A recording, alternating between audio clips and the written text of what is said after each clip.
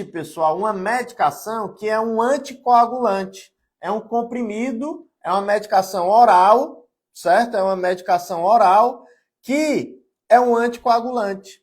Essa medicação, ela atua inibindo a vitamina K.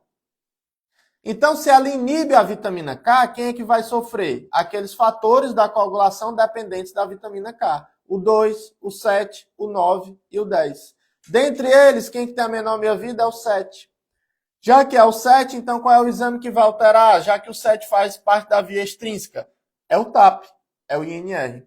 Então, esta medicação, que é um antagonista da vitamina K, que chama-se Marevan, a famosa varfarina, que é um anticoagulante, essa medicação, ela age exatamente inibindo a vitamina K.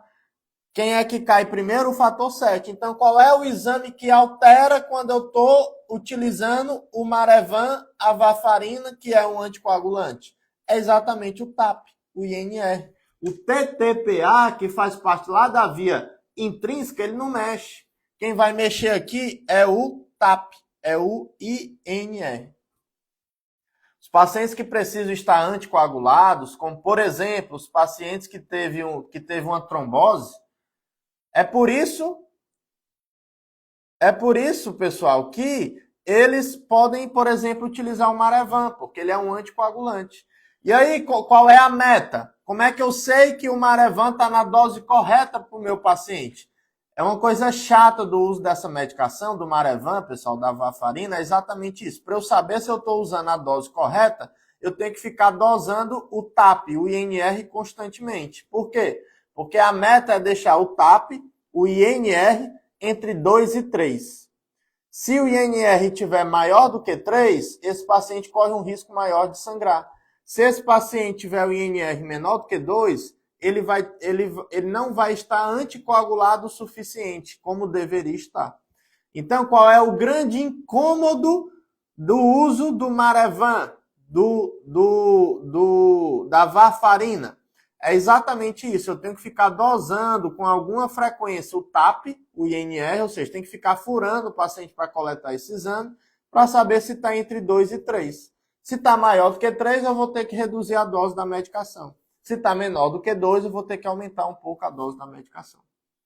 Deu para entender, pessoal? Então, eu estou te explicando por que tu tem que perguntar na história clínica do paciente que está tendo sangramento se ele usa o Marevan. Porque se ele usar o Marevan, o dito cujo pode ser a causa do sangramento. Qual é a dica do ponto de vista laboratorial que vai fazer você pensar nisso? O TTPA vai estar normal e o TAP, o INR, vai estar alterado. Deu para entender?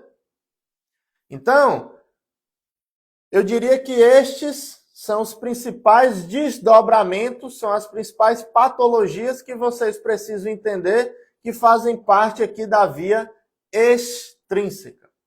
Agora vamos falar um pouco lá da via intrínseca, né? A via intrínseca, que é medida lá pelo TTPA, pelo tempo de tromboplastina parcial ativada, ela, pessoal, essa via extrínseca, aliás, essa via intrínseca é o fator 12, que ativa o fator 11, que ativa o fator 9, que junto com o fator 8 ativa o fator 10, que é o da via comum. Isso é a via intrínseca, certo? Isso é a via intrínseca. Dito isso, pessoal, existe uma medicação, não existe lá a varfarina, o Marevan, que mexe lá no TAP, no INR, porque mexe com a vitamina K? Então, existe um outro anticoagulante que tem a ver aqui com a via intrínseca. Que, portanto, altera o TTPA. E que exame é esse, pessoal? Aliás, e que medicação é esse e que anticoagulante é esse? É exatamente a heparina. E aqui, pessoal, eu preciso da atenção de vocês, porque é um pouquinho mais complexo aqui para vocês entenderem.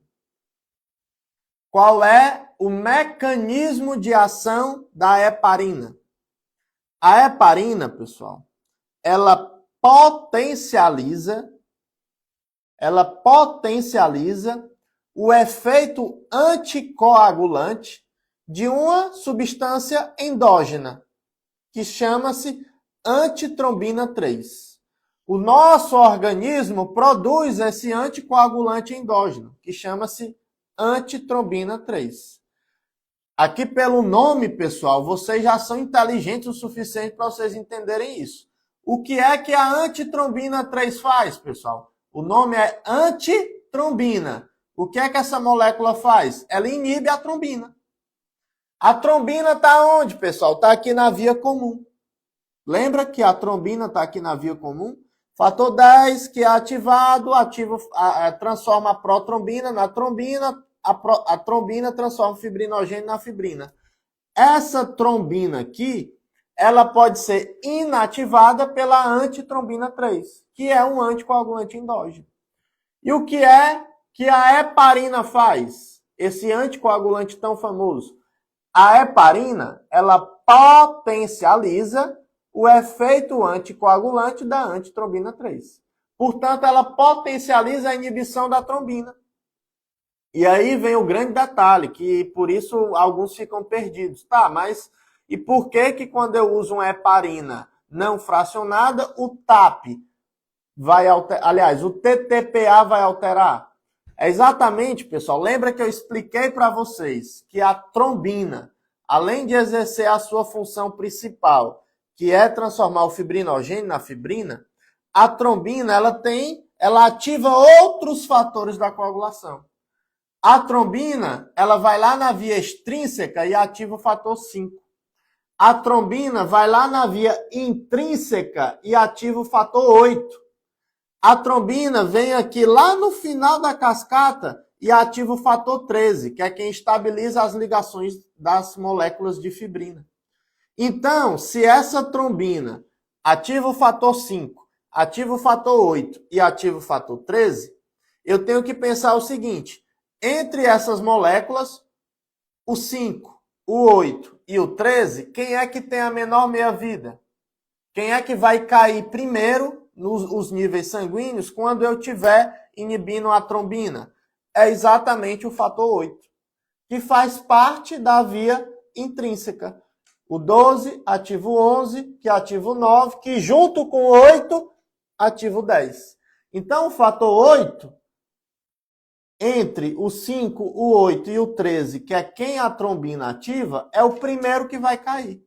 Então, é exatamente por isso que quando eu uso uma heparina não fracionada, o exame que vai alterar não é o TAP, não é o INR, é o TTPA, porque o primeiro fator da coagulação que vai cair é o fator 8. Porque dentre os que dependem da trombina, ele é o que tem a menor meia-vida. Então eu estou te explicando aqui o porquê que tu tem que perguntar na história clínica do teu paciente que está tendo sangramento se ele usa a heparina. Principalmente se o TAP, o INR estiver normal, mas o TTPA estiver alterado. Por quê? Porque eu já sei que esta heparina pode provocar sangramentos por conta disso. Porque ela é um anticoagulante, que se utilizado na dose correta, vai exercer o seu papel sem causar sangramentos. Mas se tiver em doses excessivas, ela vai causar sangramentos. E você precisa saber disso para que você pergunte para o seu paciente, para que você analise o prontuário dele, se ele estiver internado, se ele está usando uma heparina. Deu para entender, pessoal? E aí eu preciso dizer para vocês também que existem moléculas derivadas da heparina, que são exatamente as heparinas de baixo peso molecular. Que o exemplo mais clássico é a enoxaparina, o famosíssimo e tão famigerado Clexane. O Clexane é um tipo especial de heparina. Por que eu estou dizendo isso para você? Porque você precisa saber que a heparina tradicional, a heparina não fracionada, ela altera o TTPA. Mas a heparina de baixo peso molecular, ou seja, um subtipo especial de heparina, a heparina de baixo peso molecular, a famosa enoxaparina, o famoso Clexane, este não mexe com TTPA. Do mesmo jeito que também não mexe com o TAP. É uma molécula que, quando utilizada na dose correta, ela nos dá essa vantagem. Quando eu uso a varfarina, o Marevan, eu tenho que ficar furando o meu paciente para dosar o INR, o TAP. Quando eu estou usando a heparina tradicional, eu tenho que ficar furando o meu paciente para dosar o TTPA. Qual é a grande vantagem? A grande vantagem do Clexane é que quando eu utilizo ele, a enoxaparina, eu não preciso ficar furando o meu paciente para ver o TAP ou o TTPA. É uma molécula que eu não preciso dessa avaliação laboratorial. Portanto, é uma grande vantagem. Mas aí, pessoal, nem tudo são flores, né? A enoxaparina, frente o Marevan, frente à heparina tradicional, tem essa vantagem. Eu não preciso ficar furando o paciente para coletar exames. Mas é uma droga subcutânea. Ou seja, o uso dessa medicação é chato. Você tem que ficar dando injeção no paciente a toda hora. E é exatamente por isso que a ciência foi atrás de outros anticoagulantes. Dos novos anticoagulantes, inclusive orais. Os famosos NOACs. Né? Quem são os NOACs? São os novos anticoagulantes orais. Quem são estes, pessoal? São os inibidores do fator 10. Lembra lá o Marevan, a varfarina? Inibe a vitamina K, tem a ver com o fator 7, mexe no TAP, no INR. A heparina mexe aqui com a trombina, que faz cair principalmente o fator 8, por isso mexe com a via intrínseca e mexe lá com o TTPA. A heparina de baixo peso molecular, o Clexane, não mexe nem com um nem com o outro, mas é de uso subcutâneo. Os novos anticoagulantes orais, que eu vou já dizer para vocês quem são, eles inibem o fator 10 aqui da via comum, certo? Eles inibem o fator 10 que faz parte aqui da via comum. A via intrínseca e a via extrínseca convergem para ativar o fator 10. Quem são essas moléculas, pessoal? O fator 10, né? O fator 10 em algarismos romanos é o Xzinho, né? E é o fator 10 ativado, ou seja, tem um Azinho aqui de ativado. Então, esse XA, ele está presente em todas essas moléculas. A indústria ela nos ajudou nesse sentido, né? Quem são os inibidores do fator 10? Que são os novos anticoagulantes orais. É a rivaroxabana. Rivaroxabana. Quem é esse? É o famoso Xarelto. É a apixabana. Apixabana. Quem é esse? É o famoso Eliquis. É a endoxabana. Endoxabana, ou seja, todos eles têm o XA, certo? Rivaroxabana, que é o Xarelto, apixabana, que é o Eliquis, endoxabana, que, salvo engano, é o Lixiana. Estes são os famosos novos anticoagulantes orais. Qual é a grande vantagem dessas medicações? Elas não, ao utilizá-las, a gente não precisa ficar furando o paciente para medir o TAP, não precisa ficar furando o paciente para medir o TTPA, e ao invés de ser uma injeção, é um comprimido. É por isso que essas medicações elas disseminaram tanto. O famoso Xarelto, o famoso Eliquis e o famoso Lixiana.